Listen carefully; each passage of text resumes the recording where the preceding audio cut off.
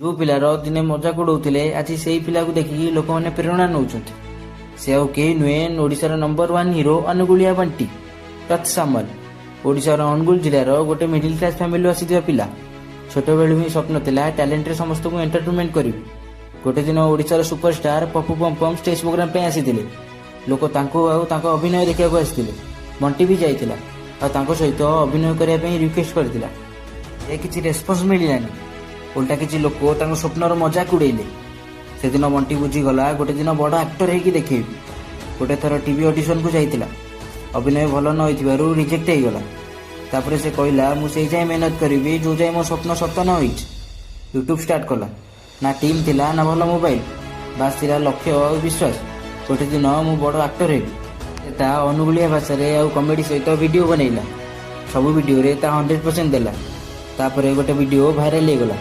किसी लोक कहले तू आम भाषार मजाक उड़ाऊँ। बंटी तांको कहला मु मो भाषा को दुनिया रे देखैबी मो कला सहित। यूट्यूब रे अभिनय कॉमेडी डांस लोकंकर दिल को छुईला। आज तार लाख रे व्यूज और लाख लोकंकर प्यार मिलुछ।